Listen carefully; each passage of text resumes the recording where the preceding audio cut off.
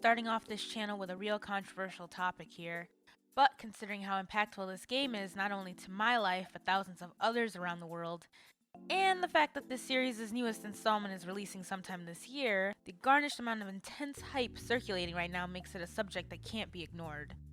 At least not for me. No. Nope. God, I wish.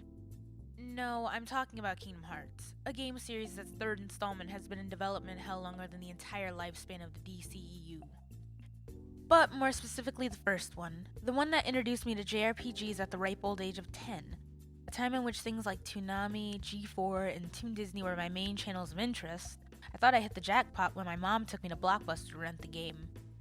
Like, seriously, I was baffled that I'd never even seen this game in all the times I'd ever been to Blockbuster. Japan and Disney, two things that I loved, just sitting on that shelf for years. Insanity. So I get home, boot up my dad's PS2 next to my old Panasonic CRT TV, put in the disc and wait, intensely, as the screen goes black for a few seconds before, BAM! Hit with Dearly Beloved blasting through the speakers, paired with this beautiful piece of art by Tetsuya Nomura.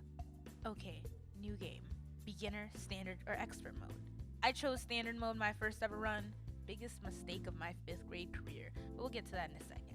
After that, I'm greeted with the most anime-esque thing I've ever seen in my video gaming life.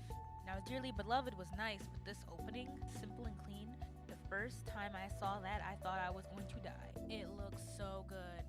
Then I started to play the game, and it got scary real quick, but it was still good.